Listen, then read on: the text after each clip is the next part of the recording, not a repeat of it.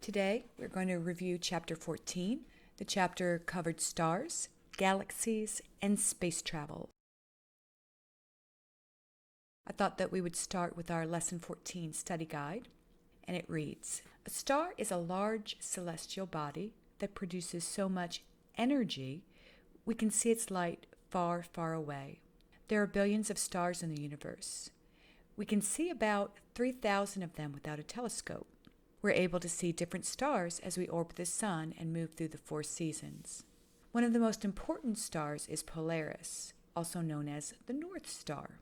As the stars journey through the sky, all the stars appear to rotate around Polaris.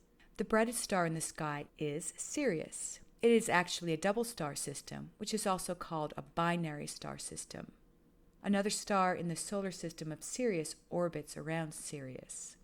And here is an artist's concept of what a binary star system might look like. When a star runs out of fuel, it begins to collapse inward. This makes it get smaller and smaller. If the star was large, the heat generated by the collapse can make the star explode. This is called a supernova. Sometimes what's left behind is very small, but it still has a lot of mass left behind. The mass of what is left behind pulls everything, even light, into it. We call this a black hole. Here's a photograph that astronomers were able to take of what they believe to be an actual black hole. There are many recorded supernovas throughout history. Supernovas appear very bright in our sky. One more photograph, this one of a supernova. Sometimes that is supernovas, are bright enough to be seen during the day. The gases and dust thrown from an exploding star form a cloud of dust and debris that we call a nebula. And here is a picture of just one of the many nebula that astronomers have been able to find. Our sun puts out the same amount of heat and light every day. Many stars do not. They burn bright and hot sometimes, and burn more dimly and cold at other times. We call these kinds of stars variable stars.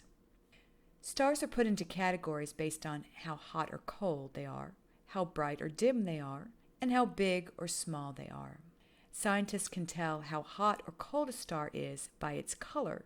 They place stars in 7 categories, depending on their temperature, ranging from hottest to the coolest stars. Here's a photograph that was taken of, I don't know how many stars are in this photograph. There's a lot of them though, but you can see that this photograph was taken to capture the different colors of stars specifically. You can see red stars and blue and white and yellow stars. Some kind of look orange even. Back to our study guide.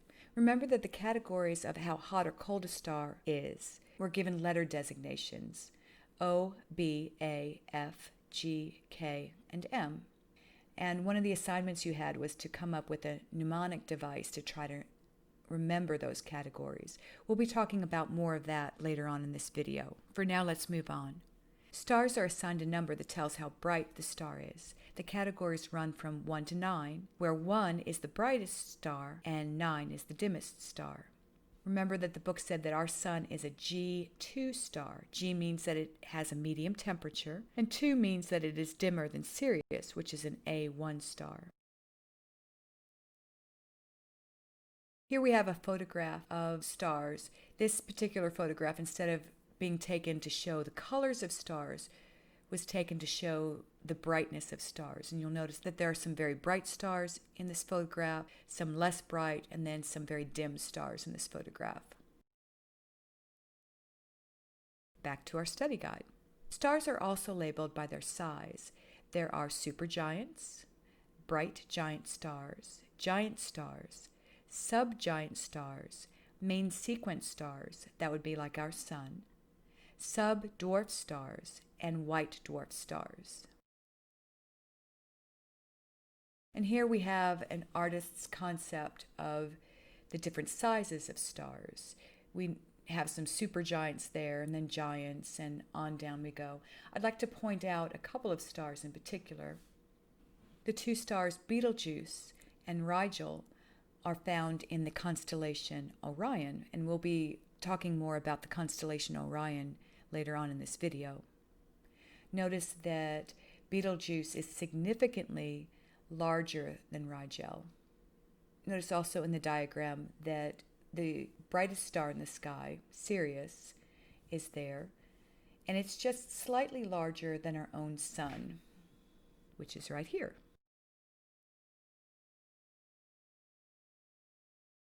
Our sun is considered to be a G2V star, or 5, G25. That's a Roman numeral 5. I'm not sure, to be honest with you, if they say G2V or if they say G25. But our star is medium temperature, it is dimmer than Sirius, and it is a main sequence star. Light travels very quickly at 186,000 miles per second. We see light from the sun, which is about 93 million miles away, in about 8 minutes after it leaves the sun. A light year is the distance that light can travel in 1 Earth year. Since it travels so fast, it can travel a very long way in 1 year. Light from stars travel even further than light from our sun. Scientists often measure the distance light travels from stars in what they call light years. The closest star to our own is Proxima Centauri, and it is about 4 light years away from Earth. And here's a photograph that an astronomer was able to take of Proxima Centauri. Stars are found in groups called galaxies. Galaxies are made up of billions of stars that are clustered together. They come in 4 shapes: spiral, elliptical, lenticular, and irregular. Galaxies are enormous. As the Earth revolves around the Sun, it faces different sections of the universe each month. Because of this, we see different stars each month. Constellations are useful today to help us identify where stars, planets, and other celestial objects are located. Star maps are called planispheres, and here's a nice photo of a planisphere. The 1960s are known for great discoveries in astronautics, which is the science of spaceflight. The Russians put the first satellite in space in 1957, and the first man in space in 1961. Here's a photograph of Yuri Gagarin, the first cosmonaut in space. The Russians came up with the term cosmonaut, cosmos meaning heavens and naut meaning sailor. So a cosmonaut is a sailor of the heavens. The Americans sent a man into space in 1961, and the first astronaut in space was Alan Shepard. Here's a photograph of him. Astro meaning star, naut again meaning sailor, so an astronaut is a sailor of the stars. Americans sent men to the moon in 1969. The International Space Station was built and assembled in 1998.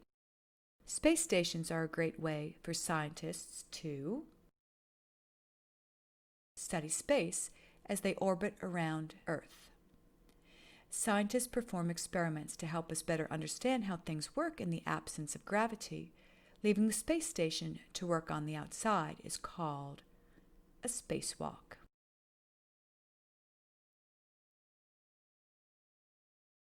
Activity 14.1 asked you to take an umbrella and locate the center of it and label that the North Star, and then draw some star formations on the umbrella. And so if you did that, it might have looked similar to this. This was a pretty simple activity, so hopefully you were able to do this at home. Activity 14.2 asked you to slightly blow up a balloon and add some dots to represent stars on them, and then take a ruler and measure how far apart those dots were. Then blow it up some more and measure again, and you were supposed to notice that they were further apart from each other. Remember that this was an activity that was supposed to demonstrate how stars get further and further apart as our universe expands. When we did this activity at home, our dots originally were about 1 inch apart, and then we blew up the balloon and they were about 4 inches apart. Activity 14.3 asked you to make a mnemonic device to remember O, B, A, F, G, K, M. These letters represent the different star types based on their temperature. And here you see a diagram of the colors of the stars and the approximate temperatures they are. The sun is in the G category, and it is between 5 and 6,000 degrees. Activity 14.4 asks you to build a simple astrometer. And so if you were able to do that, it should have looked something like this. Activity 14.5 asks you to go outside and locate some constellations. Rather than talk about the constellations right now, I would like to save that for the end of this video, just because I think it's kind of fun and it's a nice way to end the video. So we're going to instead move on to Activity 14.6. Activity 14.6 asks you to do some calculations. If you were going to go on a trip starting today to visit all the planets in our solar system, Activity 14.6 led you through calculating how old you would be by the time you completed that trip.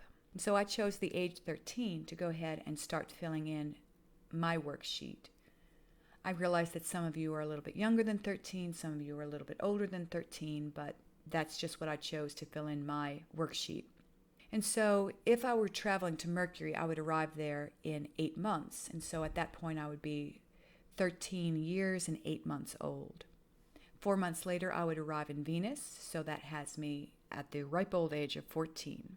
I would arrive back on Earth 4 months after that, so at this point, I am 14 years old and 4 months. And then it would take another 7 months to make it to Mars. So right now, I'm at 14 years and 11 months.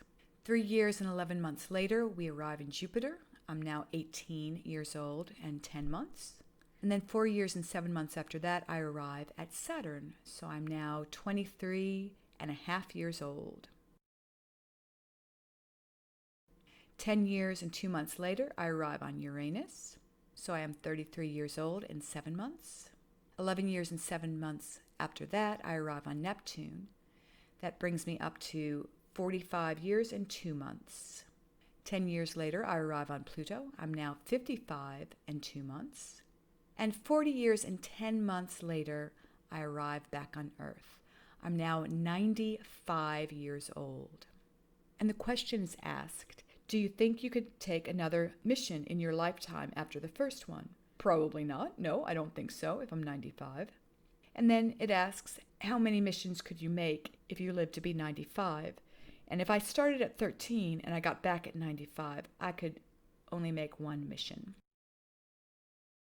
Next, we're going to just review the kinds of galaxies there are. The first kind of galaxy that we discussed was the spiral galaxy. Notice that in a spiral galaxy, it has the arms coming around and twisting around the center of the galaxy. Most of the stars in a spiral galaxy are located in the center of the galaxy. Remember that our solar system is actually on one of the arms, one of those spiral arms of a spiral galaxy. An elliptical galaxy is shaped more like an ellipse. We discussed what an ellipse was earlier in the year when we were discussing the shape of the orbits of the planets. Remember, an ellipse is a slightly elongated circle. A lenticular galaxy is more lens-shaped. It's more flattened than an elliptical galaxy. Notice how much flatter that is than the picture that we just looked at of an elliptical galaxy. An elliptical galaxy is still circular, but it's an elongated circle. A lenticular galaxy is very flat. And finally, we have an irregular galaxy, and it can come in many different shapes. I'm only showing you one of the shapes here. The Milky Way galaxy is the name of the galaxy that we're actually in. Our star is one of the stars in the Milky Way galaxy. We're on one of the spiral arms of the Milky Way. And in this artist's concept, you can see the Milky Way galaxy and the spiral arms coming out, and the little sign that says, "You are here."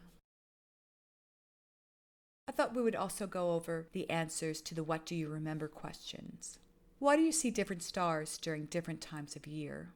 The answer to that is because the Earth faces different sections of the universe as it orbits around the sun. Which group of stars is always present in the night sky of the northern hemisphere? That would be the Little Dipper. What is the name of the North Star? Its name is Polaris. What is special about the star named Sirius? Sirius is the brightest star. What is a black hole?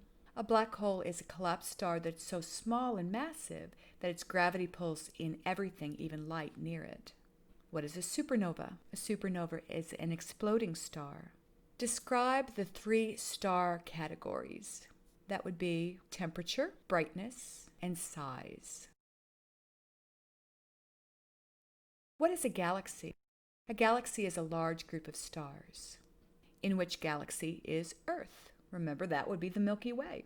What is the shape of our galaxy? Our galaxy is a spiral galaxy. What is a constellation? The definition of the book was a pattern of stars in the sky that make a dot-to-dot picture. But our working definition for constellations this whole year has been man-named star formations. So whatever you wrote there is probably fine. How are constellations used today? Constellations are used to help identify where stars, planets, and other celestial objects are located. What did Neil Armstrong say when he stepped on the moon? He said, "That's one small step for man, one giant leap for mankind." What is a space station? A space station is an artificial satellite where people live and work. How do you become an astronaut? Remember that she suggested that you take a lot of math and science classes if you want to become an astronaut, and that you should specialize in your favorite area of science when you're in college because NASA needs scientists in every field. Last question, of course, is what was your favorite part of the lesson? And that is for you to answer. We're now to the part of the video where I wanted to talk about some of the constellations that were mentioned in your textbook. The first constellation that we're going to take a look at is the constellation Orion. Orion is easy to spot in the winter. It has 3 stars in a row that are called Orion's Belt.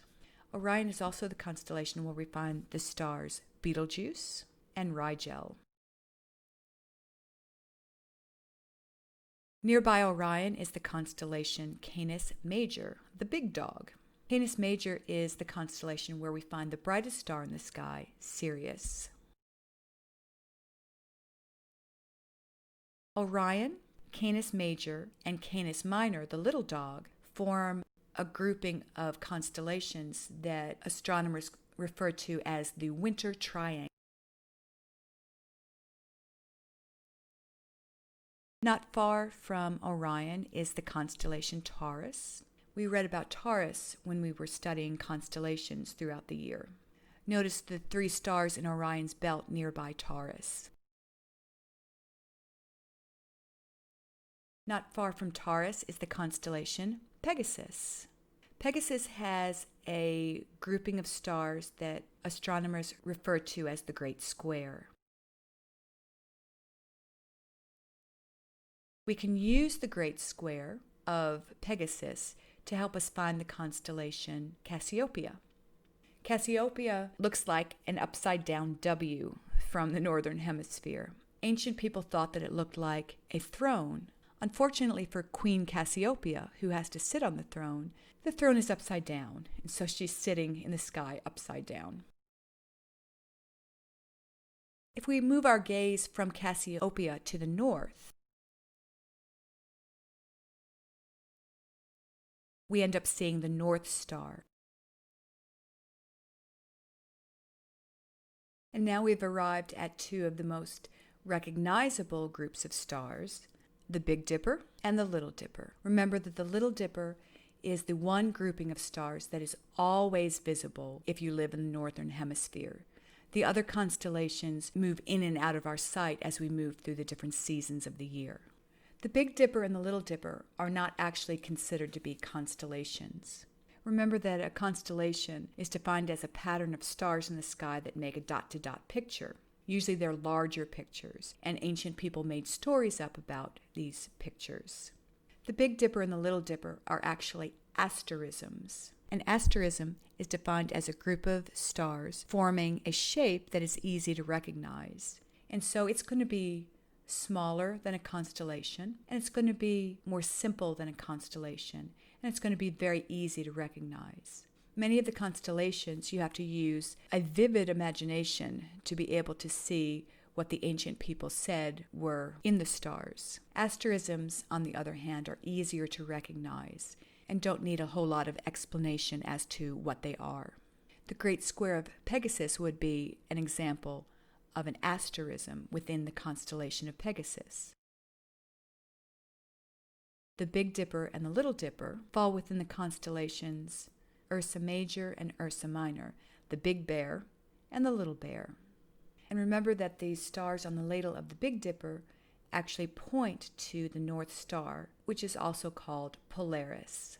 I think at this point we've reviewed everything that you need to know for your quiz this week. So we'll stop here, and I wish you good luck.